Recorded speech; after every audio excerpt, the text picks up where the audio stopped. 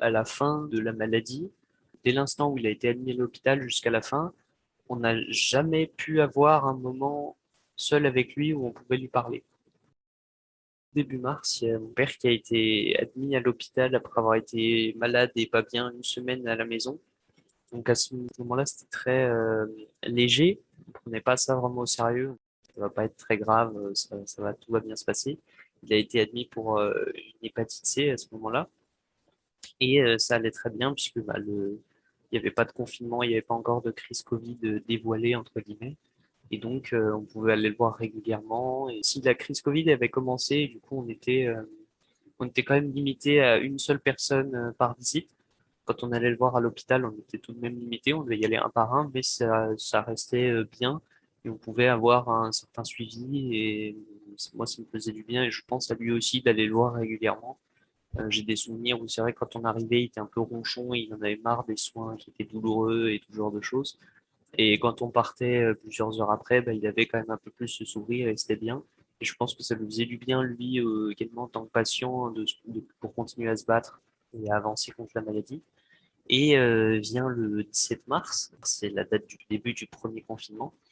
Et à ce moment-là, on a eu un choc un peu brutal dans les visites et des droits au contact avec mon père.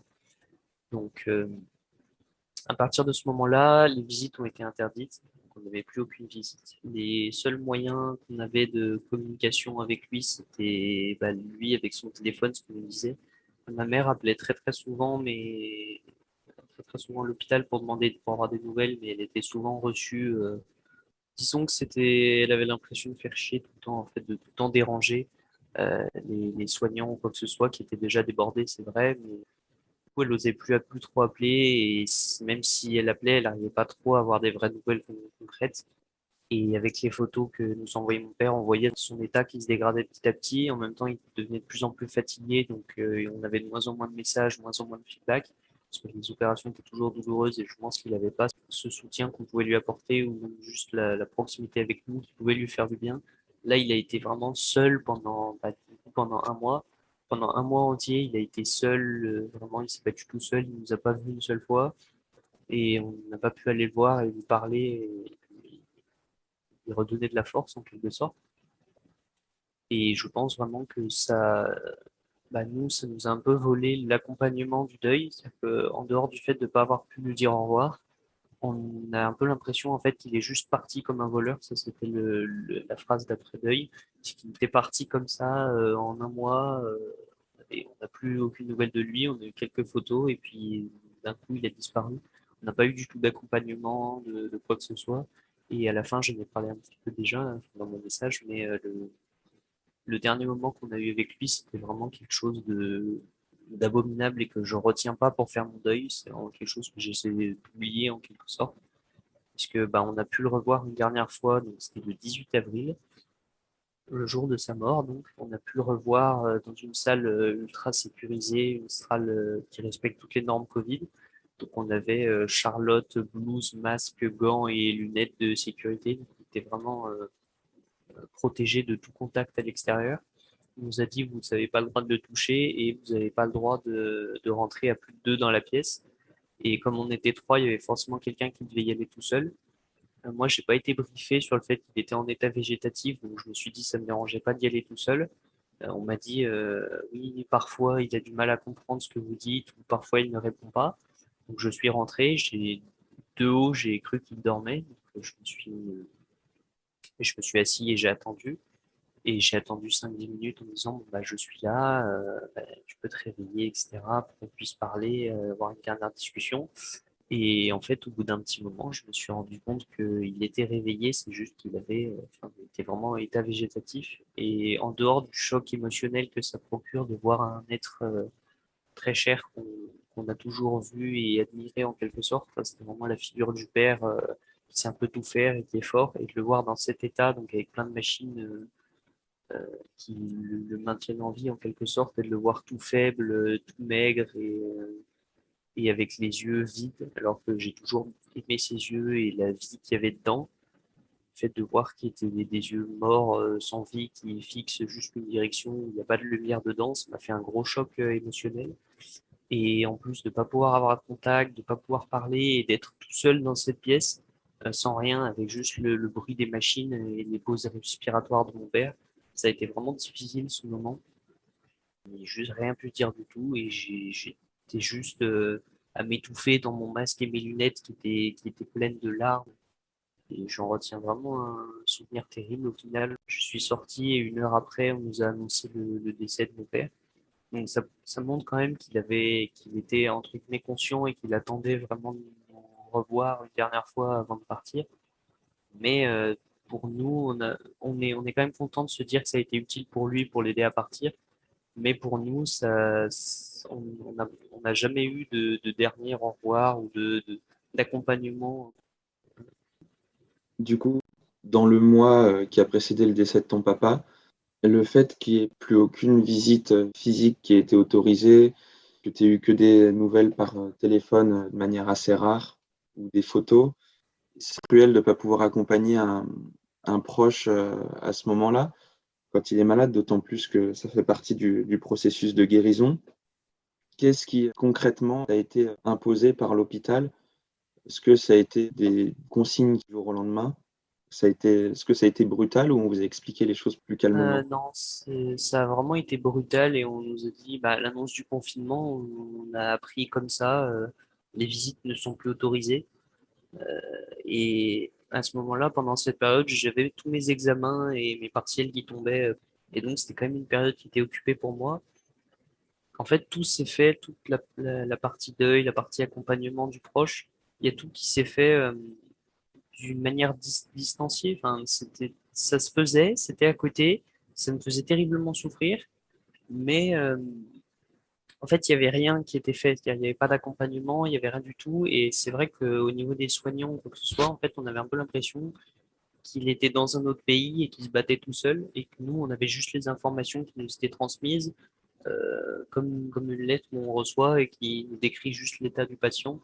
Ou des fois, bah, je lui ai envoyé plein de SMS de soutien, bah, tout simplement pour avoir des nouvelles des fois. Et bah, je sais que j'avais aucun retour parce que je sais qu'il était trop fatigué pour répondre et que comme on pouvait pas aller le voir, c'était un peu la seule chose qu'on avait qui nous reliait à lui.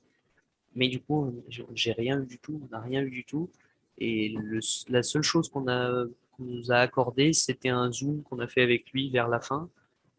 Mais c'était pas non plus une bonne nouvelle du tout. Comme il n'y a pas eu d'accompagnement, il y a eu un énorme choc émotionnel entre la dernière fois que j'ai pu le voir en vrai et le moment où on l'a revu sur Zoom, où il était complètement bah, altéré par la maladie, qu'il avait subi un isolement un peu forcé et que du coup on nous avait enlevé ça. Je trouve aussi le personnel soignant a été très peu réceptif à ce que nous on pouvait ressentir. C'est-à-dire qu'on a eu des appels très importants, bah, il y avait quand même les infirmières à côté, dans le Zoom pareil, elles étaient quand même à côté. Et c'est vrai que ça nous sort un petit peu du truc, on n'a pas l'impression d'être dans une intimité comme on allait le voir et où on pouvait lui dire un peu tout ce qu'on voulait. Je sais par exemple que ma mère ou ma sœur, pendant les appels téléphoniques ou le Zoom, elles n'ont rien pu dire du tout. Moi, je me suis dit qu'il fallait vraiment pas avoir de regrets. J'ai pu dire des choses, j'ai pu lui dire au revoir quand même. Et je m'estime très heureux parce que ça m'a beaucoup aidé pour le deuil et pour dire au revoir. Il y avait toujours ce truc de si on va pas chercher, on va rien nous donner. En fait, le personnel soignant, il va pas nous aider. On nous a rien autorisé du tout, mis à part ce Zoom et cet appel une fois. Donc ouais, on nous a volé le deuil et l'accompagnement avec mon père pour la fin. Et aussi, chose que je n'ai pas dit, mais on est tombé sur la semaine mais qu'on n'était pas du tout autorisé euh, à du coup aller assister à une cérémonie de crémation du défunt. Donc on nous a D'accord. juste dit, bah, le corps sera brûlé le tel jour à 8 heures du matin. Si vous voulez faire quelque chose chez vous, bah, libre à vous. Sinon, bah, vous pourrez aller chercher les cendres dans une semaine. Et, Jusqu'au bout, il y a une voilà, c'est ça. distance qui a été imposée. Voilà, c'est ça qui a été imposé, qu'on n'a pas eu le choix et on a complètement volé toute la fin du deuil, de l'accompagnement qui nous a été complètement volé. On a pu refaire du coup en août une cérémonie d'adieu, comme un véritable enterrement finalement, mais qu'on aurait dû faire 4 mois avant. Du coup, pendant 4 mois, c'était une période très douloureuse puisque c'était un peu en suspens en fait. C'est-à-dire que c'est pareil, quand il était malade et qu'on n'avait pas vraiment de nouvelles, on savait un petit peu comment ça se profilait et qu'il y avait de grandes chances qu'il ne puisse pas s'en sortir. Mais on peut pas commencer le deuil quand la personne n'est pas partie. Et on me dit, même quand mon père était parti, on n'arrivait pas à commencer le deuil parce qu'il n'y avait pas eu de choses pour marquer le coup, de cérémonie pour nous dire, bah, on lui dit au revoir et c'est là que le deuil commence.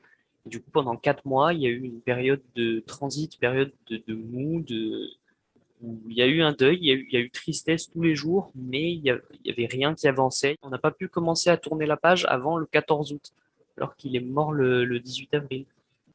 Ça fait presque 4 mois où on était coincé. Disons que pendant ces 4 mois et même le mois qui a précédé sa mort, il y a tout un processus naturel dans les familles et les personnes qui nous sont proches qui n'a pas pu être réalisé et qui a rendu les choses extrêmement douloureuses pour toi et ta famille. Et même pour ton père, c'est quelque chose qui a dû être très compliqué à vivre dans ces derniers instants. Comme tu disais, qu'il a attendu de vous revoir une fois de plus. C'est pour les patients aussi quelque chose dont ils doivent souffrir, que ce soit ton père ou des milliers d'autres pendant la période du Covid. C'est quelque chose qu'on a enlevé aux familles et aux proches. Et je pense aussi quand même que si les visites étaient autorisées, tout simplement, je sais pas si, je dirais pas qu'il s'en se serait sorti à coup sûr. Je pense qu'il aurait eu plus de les possibilités de s'en sortir ou qu'il se serait plus battu et que dès l'annonce du confinement, en fait, il s'est juste dit, je vais me battre juste pour pouvoir les revoir et c'est terminé. Et il nous a annoncé qu'il n'en pouvait plus et qu'il arrêterait de se battre dès l'annonce du prolongement du confinement. Dès ce moment-là, le soir même, on a reçu un appel nous disant bah, j'arrête de me battre et c'est la fin et c'est terminé. Et en gros, on ne se reverra pas avant la fin. D'ailleurs, la visite qu'on nous a accordée à la toute fin, qui a été abominable pour moi, c'était quelque chose de vraiment à titre exceptionnel. On nous a vraiment dit, on vous fait vraiment une faveur, c'est quelque chose qu'on n'accorde pas normalement. Et c'est vrai que à ce moment-là, on s'est dit, mais c'est un peu dans où est-ce qu'on vit pour se dire que c'est une exception d'accorder, de revoir une dernière fois une personne qui va mourir, qui est en soins palliatifs. Et en plus, là, à revoir dans de telles conditions, quoi. Mais maintenant, j'ai de la colère et de l'énervement parce que je me dis, mais pourquoi on nous met toutes ces règles à la noix pour protéger qui? Pour protéger nous qui vivons dans la même famille, ensemble, dans le même appartement, donc on a les mêmes risques partagés, ou pour protéger mon père qui est en soins palliatifs, qui va vers la mort. Pour protéger qui? On est obligé de rester à seulement deux maximum dans la même pièce, qu'on ne peut pas le toucher, donc il n'y a pas de contact, de dernière chose, il n'y a pas de revoir, de tenir ta main, de rien du tout. Il y a juste, bah, il faut respecter les consignes, vous pouvez juste le voir et terminer. Bah, ça a presque été plus difficile qu'autre chose, en fait, cette faveur qu'on nous a gentiment accordée. D'autant plus que cette visite, elle a été accordée à ta famille parce que c'était la fin pour ton papa. Oui, ça a été accordé uniquement parce qu'il était en soins palliatifs et que c'était une visite de revoir. C'était vraiment ça. On vous accorde cette visite parce que il a été décidé, entre guillemets, que le patient ne s'en sortirait pas. Et donc, on vous accorde ça, cette exception. Mais D'accord. si mon père avait continué à se battre et que les traitements avaient continué, c'est sûr à 100% qu'on n'aurait jamais eu droit de visite. C'est ce qui est terrible, c'est la distance imposée et le moment où finalement on peut retrouver entre guillemets la personne qui est malade, c'est quand c'est la fin, sinon c'est impossible. Même après sa mort, il y a une distance qui est terrible et qui t'a été imposée à toi et à ta famille pendant la crémation, etc. Je pense que c'est des choses qui ont pu heurter l'image justement qu'on se fait de ses proches, d'autant plus d'un père, de ne pas pouvoir être à côté de lui et de le voir d'un seul coup à plus d'un mois d'intervalle affaibli, comme s'il y avait eu des années qui s'étaient passées, comme tu me disais dans ton message, c'est quelque chose qui est choquant psychologiquement. Et d'autant plus qu'il y a pas eu pour ma mère, s'est beaucoup renseignée pour le deuil parce qu'elle était vraiment en souffrance.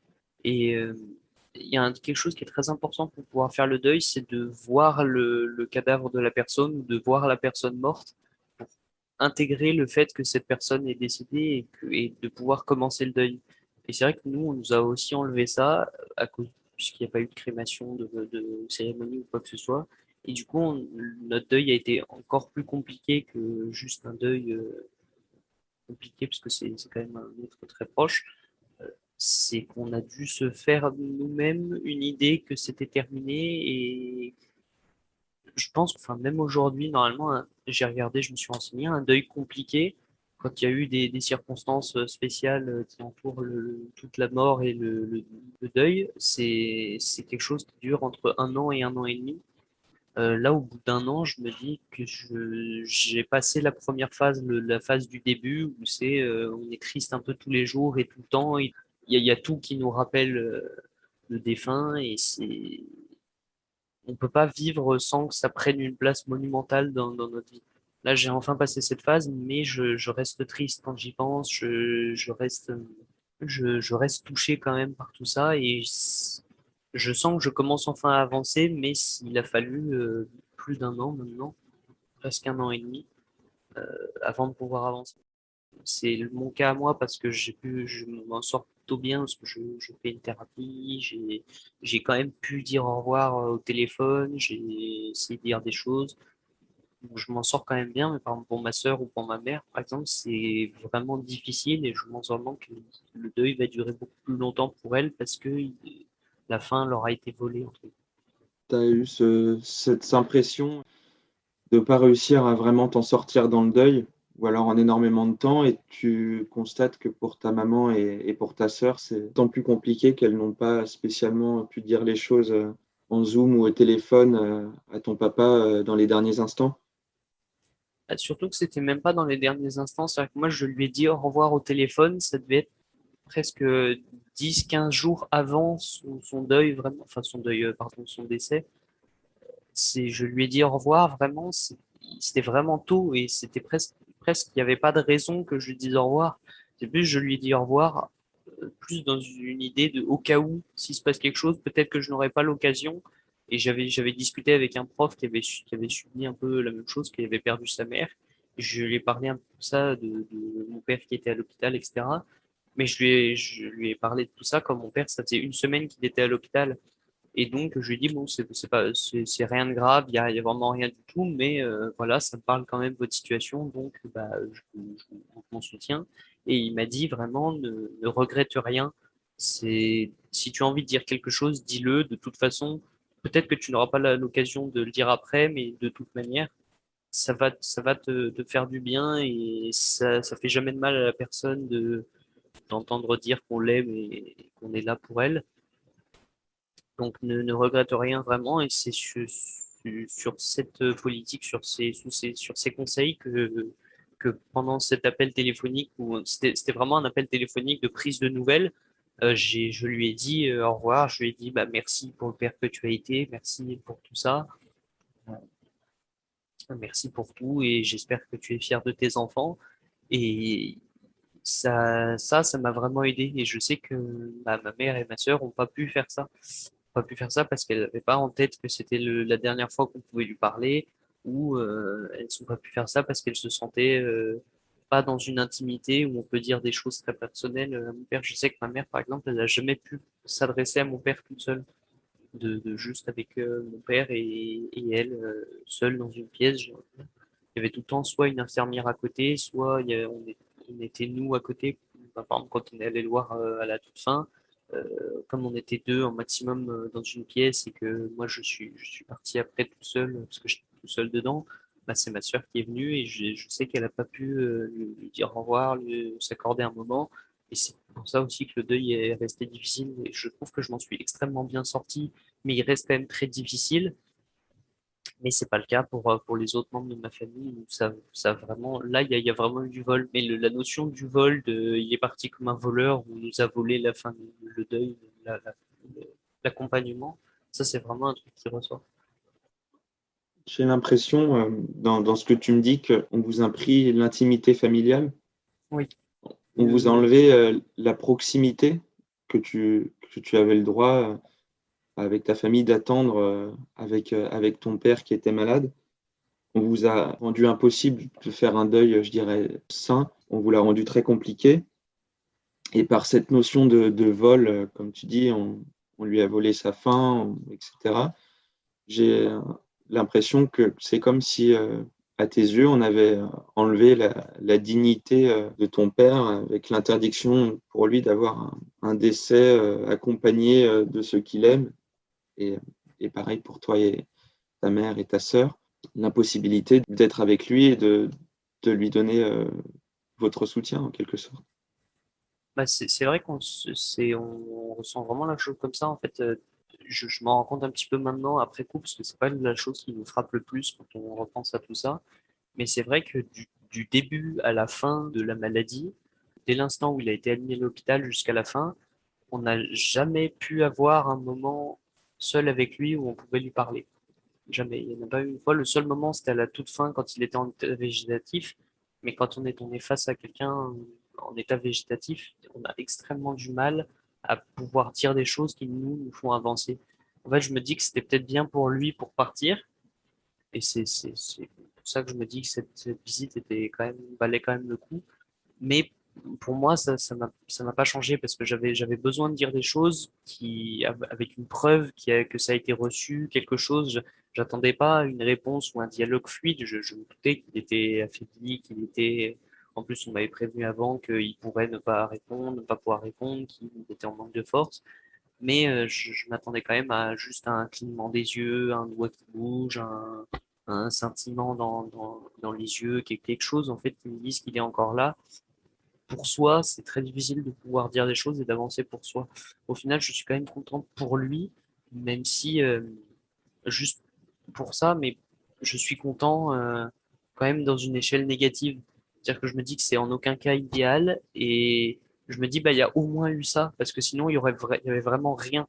Il serait vraiment parti tout seul. Déjà que pendant un mois, il s'est battu tout seul. Il a eu des ponctions d'acide qui sont extrêmement douloureuses et des traitements qui étaient vraiment qui étaient douloureux. Surtout quand on est malade et que c'est la première fois de sa vie qu'on est malade, qu'on est admis à l'hôpital, il y a vraiment toute une question aussi de dignité qui s'en va presque. Lui, il a été infirmier, il a travaillé à l'hôpital pendant une dizaine d'années. Il a vu des patients, il a vu des patients partir. Et je me dis, bah, toute sa vie, il a accompagné les gens. Après, il a fait, pendant 15 ans, il a été psy. Je me dis, toute sa vie, il a œuvré pour les autres et il a été là pour les autres. Il a vu des gens partir. Quand c'était son heure de partir, il n'a pas pu être accompagné. Il est un peu mort tout seul parce il a dû se battre tout seul déjà pendant un mois. Nous, on est entre guillemets convaincus qu'il est quand même parti, qu'il a attendu de nous revoir. Mais au final, on n'a pas de confirmation, on n'a rien du tout, c'est que des spéculations. Et je me dis, toute cette période, tout ça, ça a quand même dû être horrible pour lui, relativement pas mal. Et je pense que c'est pour ça aussi qu'il nous a annoncé qu'il n'en pouvait plus et qu'il arrêtait de se battre dès le 18 avril. Je pense que c'est pour ça qu'il nous a annoncé qu'il arrêtait de se battre. Il n'avait pas dans l'idée d'arrêter de se battre, continuer. Je veux dire, j'étais là quand on lui a annoncé, on va commencer à traiter votre hépatite. On peut le faire maintenant. Et je voyais vraiment dans ses yeux, quand il regardait le médecin, qu'il avait de l'intérêt, il y avait sa vie en jeu et qu'il comptait se battre et qu'il y avait de la volonté. J'ai vu ça dans son regard, dans tout ça. Et c'est vrai que tout ça, ça a été balayé par le confinement et par toute cette période où il a dû se battre seul. Parce qu'en plus, quand on l'a eu en téléphone ou par Zoom, je lui ai dit, donc c'était pendant le confinement, quand on l'a eu, ça devait être 2 semaines avant son décès, on l'a eu par téléphone. Je lui ai dit, voilà, c'est des choses que je te redis, que je t'ai déjà dit par SMS, parce que déjà faire ses adieux à un proche par SMS, c'est extrêmement difficile, et il y a beaucoup de distance, et on les fait parce que c'est nécessaire, mais c'est clairement pas ce qu'on voudrait. Je lui ai dit que je lui avais envoyé plein de SMS, tout ça, et il m'a dit qu'il n'était pas au courant, qu'il savait pas qu'on lui envoyait du soutien tous les jours, qu'on lui envoyait des SMS, qu'on lui avait envoyé des photos, qu'on lui disait un peu tous les jours qu'on l'aimait, qu'on était avec lui, qu'il avait été super tout au long de sa vie. Et il m'a dit qu'il n'était pas au courant de tout ça, qu'il savait pas tout ça, et on lui a jamais dit, les infirmières ou quoi que ce soit, lui ont jamais donné. On ne lui ont jamais fait lire les messages ou quoi que ce soit. Il avait jamais eu, donc vraiment pendant un mois, quasiment, enfin pendant plusieurs semaines, il s'est battu seul, tout seul, loin de sa famille, des gens qu'il aime, alors qu'il se battait pour eux à la base. C'était vraiment quelqu'un qui se battait pas pour lui et qui il était plutôt dans l'optique de si la mort arrive, eh ben, elle arrive et ce sera comme ça et ça veut dire que ce sera mon heure. Il se battait vraiment pour nous. Il se battait juste pour nous revoir, pour que ce soit pas trop difficile pour nous. Mais même ça lui a été enlevé en fait. Ça lui a été enlevé à lui et en plus à nous, ça nous a été enlevé à nous, mais j'ai presque envie de dire que maintenant ça me dérangerait presque pas qu'on nous ait enlevé ça. Je me dis pour lui, ça a dû être vraiment horrible. Et comment est-ce que tu penses que les associations comme Réapproche et les autres qui œuvrent dans ce sens-là, comment est-ce qu'elles pourraient améliorer la situation justement des patients hospitalisés et de leurs familles pour recréer cette proximité? Qu'est-ce que tu penses qui aurait été possible déjà il y a plus d'un an pour toi et ton papa, et ce qui est aujourd'hui encore possible pour les proches? Bah, je pense déjà les visites pour moi c'est quelque chose de primordial, que ce soit pour la santé du patient, parce que les patients se battent mieux quand ils se sentent soutenus, quand ils se sentent seuls, c'est la pire chose pour eux et de vraiment se sentir abandonnés. Donc les visites, et on peut faire des visites complètement sécurisées entre guillemets en termes de Covid. Même là, c'est presque plus d'actualité, mais vraiment juste les visites, en fait, c'est le minimum vital, entre guillemets, pour qu'on ait un deuil décent et que ça puisse quand même, que la personne puisse partir, entre guillemets, de bonne manière, que la personne puisse partir sainement. S'il y a des choses que tu n'as pas encore dites, tu souhaites les dire, bah, tu peux y aller. Quand on a parlé de dignité, etc., un truc Oui. qui nous a bien marqué pendant on nous a accordé un Zoom. Euh, il y a un truc qui nous a choqué, c'est qu'on parle à mon père comme si c'était un vieux de 90 ans. La dignité du patient, elle doit vraiment, enfin, elle n'existe plus. C'est-à-dire que le patient, c'est juste un petit vieux qui peut plus rien faire par lui-même. Enfin, j'ai pas envie de dire qu'il était jeune parce qu'il avait 59 ans, mais c'est, ça reste pas vieux. Il était quand même capable de faire des choses, de réfléchir par lui-même et surtout quand on l'a connu avant, c'était vraiment quelqu'un de fort, on pouvait compter sur lui. Et là, comme on n'a pas été autorisé à le voir du tout, on a vraiment eu le choc on le voit avant, même quand on pouvait le visiter, ça se voyait qu'il était affaibli toutes les opérations, tout ça, mais il dégageait quelque chose. Là, quand on l'a revu dans le Zoom et qu'on lui parlait comme un vieux de 80 ans, on avait vraiment l'impression qu'il avait plus de dignité et qu'il n'existait plus en tant que personne. C'est là où je blâme un petit peu le personnel soignant, c'est de ne pas traiter les malades comme les gens qu'ils sont, en fait, de les traiter vraiment comme des patients ou des vieux, ou qu'ils ont besoin qu'on leur parle comme des enfants, qui comprennent, alors que c'est pas ce qui leur importe, en fait. On peut leur parler normalement et qu'ils vont tout à fait comprendre. Ça, c'est, ouais, encore une fois, le personnel soignant, je les blâme un peu. Pas, je les tiens pour responsables de la mort de mon père, mais il y a aussi ils l'ont énormément surchargé d'antibiotiques qui faisaient pas du bien et qui arrivaient pas, alors qu'il a toujours été médecine traditionnelle, c'est Reiki, homéopathie, des plantes, une bonne alimentation, une bonne santé de manière générale, plutôt que des antibiotiques, des médicaments. Et on l'a vraiment surchargé de ça. C'était déjà douloureux et pas agréable. Et en plus, ça faisait pas d'effet et on n'arrêtait pas de lui en donner constamment. On lui a donné des mauvais dosages, ce genre de choses. Donc c'est vrai que j'ai quand même de la rancœur envers le personnel soignant d'avoir fait tant de bourdes. Ils sont pas aptes à s'en occuper et c'est vraiment quelque chose qui m'attriste, que j'ai pas envie que ça arrive à d'autres personnes parce que je trouve que c'était déjà assez douloureux pour moi et c'est pour ça d'ailleurs que cette association m'a intéressé parce que j'ai vraiment pas envie qu'il arrive la même chose à d'autres gens. C'est suffisamment insupportable, pas besoin qu'on soit plusieurs à le vivre. Si tu as encore des choses à rajouter. Je l'ai peut-être pas dit parce que ça me semblait évident et je l'ai peut-être un peu sous-entendu, mais le fait d'avoir fait une cérémonie de répartition des cendres, où on a réparti ses cendres le 14 août, où on avait ses proches et on a fait finalement comme un enterrement, ça a été vraiment utile pour commencer le deuil, en fait. Parce qu'avant, le deuil, il était vraiment en suspens et période de transition, mais dès le moment où on a fait une cérémonie, où on a officialisé la chose, là, on a vraiment pu commencer le deuil. Et je me souviens vraiment qu'il y a eu j'ai ressenti les mêmes émotions et la même tristesse que le lendemain, enfin le moment même où on m'a annoncé que c'était terminé et qu'il n'y avait plus d'espoir de survie. Et j'ai eu les mêmes émotions, comme si je venais de vivre la chose. C'était le point de départ, je dirais le seul moment qui était normal, entre guillemets, dans le décès de ton père. Ça a commencé que le 14 août, finalement, avec une vraie cérémonie. Et c'est à partir de là que tu as commencé le processus, encore une fois, entre guillemets, normal du deuil. C'est vraiment à partir de là qu'on a pu commencer à avancer. Et avant, c'était pas possible. D'autant plus que ça m'a vraiment zappé toute mon énergie et toute ma capacité à faire des choses. J'étais censé faire un stage, vu que je suis en première année d'études. Je dis à mon école que c'était pas possible. Euh, je me sentais pas faire un stage, j'avais pas l'énergie, j'étais fragile. J'aurais été vraiment dans l'incapacité de faire un stage. Je me souviens vraiment de cette période comme juste surchargé en émotions partout. J'avais le stress du stage, j'avais pas peur de rater mon année, j'avais toute la tristesse de tout ça, mais de ne pas pouvoir avancer en même temps. Pareil, quand j'ai dû faire mes partiels, quand j'ai dû les passer, je